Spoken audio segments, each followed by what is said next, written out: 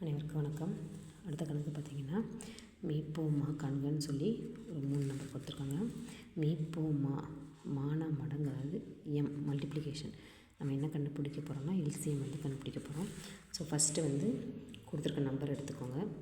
16 -12 8. So டானாவத்தில் வந்து போடலாம். இருக்க சின்ன வாய்ப்பாடில் ஃபஸ்ட்டு போடுங்க.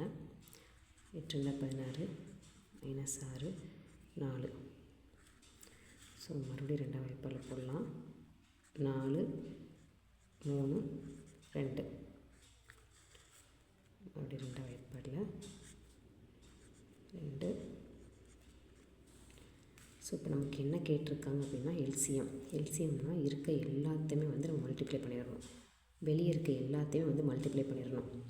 4 8 16 16 3 48. ஸோ மைனஸ் இருக்கனால -48. அடுத்து கொடுத்துருக்க மாறிலியை எடுத்துக்கோங்க. ஃபஸ்ட்டில் எம் மட்டும் கொடுத்துருக்காங்க. ரெண்டாவதில் m³ n² கொடுத்துருக்காங்க. மூணாவதில் n² மட்டும் கொடுத்துருக்காங்க. ஸோ இது எல்சிஎம் அப்படிங்கிறதுனால எல்லா உறுப்பையும் வந்து கம்பல்சரி எடுத்துக்கணும்.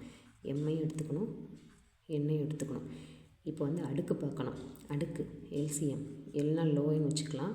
எல் கேட்டால் ஹச் எடுக்கணும், ஹையஸ்ட் வந்து எடுக்கணும். ஸோ இந்த எம்மில் எது ஹையஸ்ட்டோ அதை எடுக்கணும், க்யூபு. எண்ணில் எது ஹையஸ்ட்டோ அதை எடுக்கணும், எண்ணில் வந்து ஸ்கொயர்டு.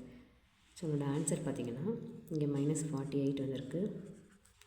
m³ n². இதுதான் நம்மளோட ஆன்சர். தேங்க்யூ.